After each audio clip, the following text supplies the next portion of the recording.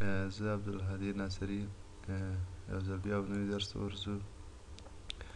په دې درس کې موږ وایو چې موږ څنګه وکولی سو د یو واټرشید ډیلینیشن وکړو. دا په څو مرحلو کې موږ طی کوو. د دې لپاره چې موږ د واټرشید ډیلینیشن وکړو موږ ته کومې ډیټا ضرورت دي. اولینه ډیټا چې موږ ته ضرورت ده هغه د یو ډیم پوینټ درلودل دي چې موږ چېرته بند جوړوو، یا فرض مثال د موږ واټرشید آوټلیټ باید موږ ته چی وي معلوم وي. موږ دلته یو پوینټ لرو چې دا تیار موږ په CSV کمنټ لیمټ کې اماده کړی ده، د یو ډیم پوینټ دی. او بله موضوع دا ده چې باید موږ د همغې منطقې DEM ډیټا ولرو، یعنې ډیجیټل الیویشن ماډل ولرو چې دا DEM ډیټا راسه ډیټا ده چې موږ ته ارتفاعات هم ښیي. دې کار د شروع لپاره ځو د ارک مپ صفحې ته. ارک مپ صفحه مو وضع کړه. اوله کې موږ DEM ډیټا اډ کوو. اډ ډیټا سرچ ته مو فولډر وي، همالته DEM ډیټا ما سره DEM ډیټا دی. GIS ډیټا کې DEM 13 متری د افغانستان DEM اډ کوم. کله مو چې ډیټا اډ کړه پس له دې نه په همغه منطقه موقعیت کې باید د همغه منطقې موږ سره چې وي پوینټ هم موجود وي. زم فایل ته کله چې فایل ته لاړم اډ ډیټا ورته وایم، دلته اډ XY ډیټا فولډر سره کنیکټ کېږم. کله چې فولډر سره کنیکټ شئ چې هر چېرته مو پوینټ وي هغه تاسې اډ کړئ. ما سره په نامه د لوګر یو فولډر دی، په دې کې زه یو منطقه ده په نامه د شولک، دلته موږ یو ډیم جوړوو، د هغې واټرشید ډیلینیټ کوو. د CSV فارمټ کې تیار ده اډ کوم. سټینګ و نرټینګ ورته برو نظر ډیټا ته ایډیټ کوم. 200 ځونکي موقعیت لري. اوکې اوکې اوکې. دا پوینټ اډ شو. اوس د پوینټ اډ کولو لپاره موږ ضرورت ده چې د ټول افغانستان DEM خو ډېر غټ دی او بیا په ارک مپ صفحې باندې بوج هم راولي، نو باید موږ دا یو منطقه چې کړو ماسک کړو، یعنې یو محدوده منطقه ځان ته د دې DEM نه کلیپ یا ماسک کړو. د دې کار لپاره کتلاګ وینډو ته ځو.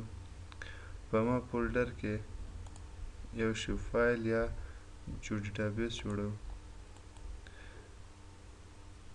زه فایل ډیټابیس جوړوم،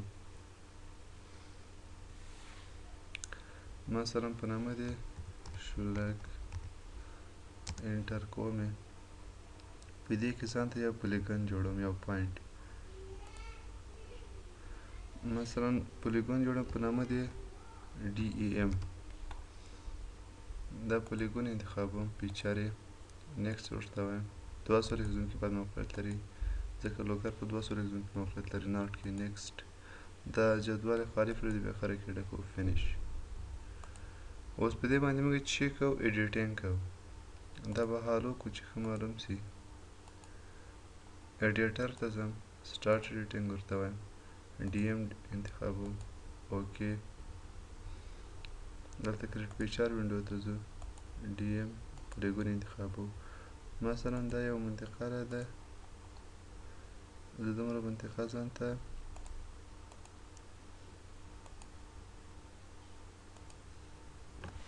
منطقه ډېره څه بیا په GIS باندې بوج راولي.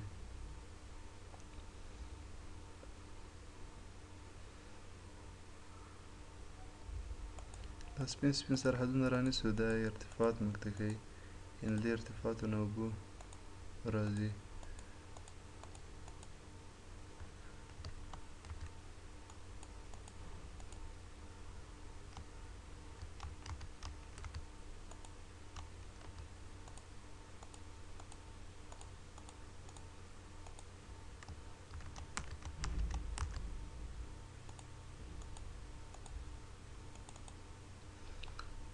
بس دا منطقه شوه.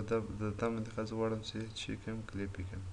ایډیټر ته ځم، سیو ایډیټ، سټاپ ایډیټ. د دې لپاره چې دا منطقه موږ کلیپ کړو موږ ارک ټول باکس ته ځو ارک ټول باکس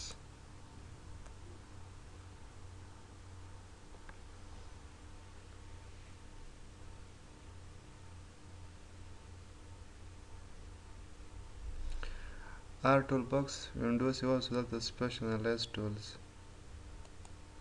extraction ته ځو specialized extraction extract by mask ورته وایي import raster کې موږ چې ورکوو د افغانستان DM دی مکمل ټول د افغانستان DM ورکوو او په import raster or feature mask data کې موږ چې ورکوو د کوم فیچر مو جوړ کړی دا فیچر ورکوو دا output د چیرته سیو کوو دلته به یو مشخص فولډر ورته انتخاب کو مثلا زه په همدا فولډر کې انتخاب کوم دلته نوم یې ورکوم DEM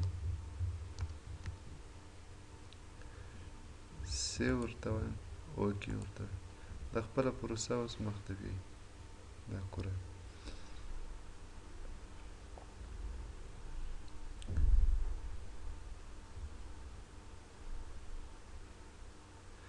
اوس دا کله فرض کړو پروسه مو کامیاب وي خو ویکتور ټیک صحیح راځي که پروسه مو ناکامه وي بیا د ویکتور چلیفا راځي دا بیرته کلوز کړئ اوس بیرته ډیټا ته ځم اما ډیم چې کوم اټ کوم دا ډیم اټ کوم سر فولډر کې به څه کړی ما فولډر ته به ورسئ او ډیم به چې کوئ اټ کړئ دا ډیم چې سو اټ سو دا د افغانستان ډیم اوس له صفحې نه منیمایز کوم دا ډیم اوس ساحه وړوکی سوه زموږ کار هم ښه سو اسانه کېږي یعنې په GIS صفحې باندې کوم خاص بوج نه راولي دا د نن ورځې درس څنګه مثلا موږ وکولی سول یو پوینټ مو اټ کړ او یو ډیم مو ځان ته ساحه مو وړوکی کړه په راتلونکي درس کې به موږ د دې ساحې باندې ټول د هایدرولوژي دلته هایدرولوژي ټولس لرو دا ټول کارونه به وکړو او اخره کې به واټر شید موږ ته چې سي ډیلینیټ سي ښه ورځ ولرئ خوشحاله اوسئ